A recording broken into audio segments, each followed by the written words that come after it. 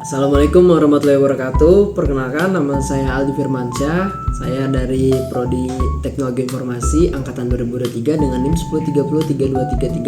103032330068. Di sini saya akan menjelaskan sedikit yang saya ketahui tentang sistem basis data.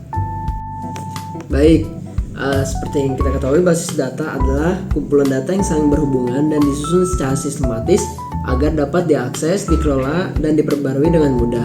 Tujuan utamanya dari basis data ini adalah untuk menyediakan cara yang efisien dan efektif dalam menyimpan informasi. Tanpa kita sadari, di kehidupan kita sehari-hari ini sebenarnya kita sudah mengimplementasikan sistem dari basis data tersebut.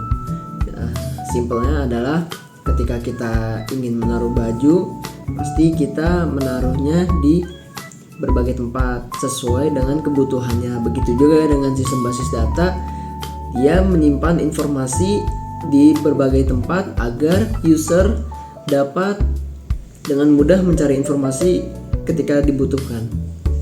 Baik, di sini kita akan menjelaskan tentang komponen basis data. Yang pertama itu adalah data, informasi yang disimpan dalam bentuk tabel, record, atau file. Dan yang kedua adalah perangkat keras atau hardware yang terdiri dari server, storage, dan jaringan yang digunakan untuk menyimpan serta mengakses basis data.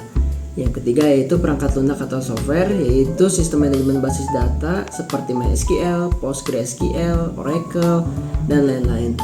Yang keempat ada pengguna atau users, yaitu administrator basis data, programmer, dan pengguna akhir yang berinteraksi dengan sistem. Dan yang kelima ada prosedur, yaitu aturan dan metode yang digunakan dalam pengelolaan basis data. Selanjutnya kita akan membahas tentang kelemahan pemrosesan file tradisional. Yang pertama adalah kesulitan akses dan pengambilan data. Setiap aplikasi menggunakan format file sendiri sehingga sulit untuk mengintegrasikan data antar aplikasi. Tidak ada standar query yang seperti SQL untuk mengambil data dengan mudah. Yang kedua yaitu kurangnya keamanan data. Dalam file tradisional ini tidak ada sistem otorisasi dan autentikasi yang baik. Semua pengguna memiliki akses ke file tanpa pembatasan yang jelas. Yang ketiga yaitu sulitnya maintenance dan perubahan struktur. Jika ada perubahan dalam struktur data, semua aplikasi yang menggunakan file tersebut harus diperbarui. Contohnya, jika format alamat pelanggan berubah dari 1 kolom menjadi 3 kolom, semua program yang membaca file tersebut harus juga dimodifikasi. Dan yang keempat adalah tidak mendukung pemrosesan multi-user dengan baik.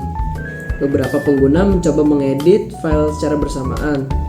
Bisa terjadi masalah loss update atau perubahan data tidak tersimpan dengan benar. Selanjutnya kita akan membahas tentang kelebihan pendekatan basis data. Yang pertama adalah akses data yang lebih mudah dan fleksibel. Contohnya menggunakan bahasa query standar seperti SQL, yaitu untuk mengambil data dengan cepat dan efisien.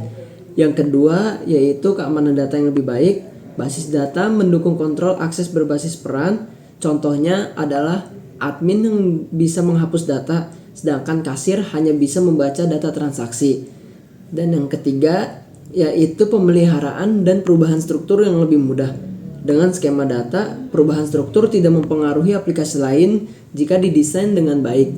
Contohnya adalah menambahkan kolom nomor HP di tabel pelanggan bisa dilakukan tanpa harus memodifikasi semua aplikasi yang mengaksesnya. Dan yang keempat yaitu mendukung multi-user dan transaksi.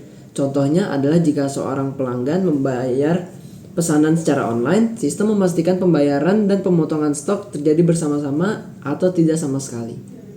Dan selanjutnya itu risiko pendekatan basis data. Yang pertama adalah biaya implementasi yang tinggi. Contohnya lisensi Oracle Database bisa mencapai ribuan dolar per tahunnya. Dan yang kedua yaitu kompleksitas administrasi dan pemeliharaan.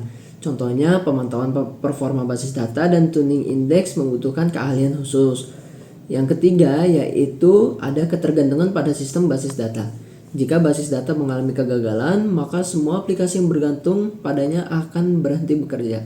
Contohnya jika server MySQL mengalami crash, sistem penjualan online tidak bisa memproses pemesanan. Yang keempat yaitu risiko keamanan dan privasi. Jika tidak dikonfigurasikan dengan baik, basis data rentan terhadap serangan cyber. Contohnya, SQL injection dapat mengekspos atau merusak data jika tidak ada validasi input. Sekian penjelasan sederhana mengenai sistem basis data dari saya. Jika ada salah kata mohon dimaafkan. Sekian dari saya. Assalamualaikum warahmatullahi wabarakatuh.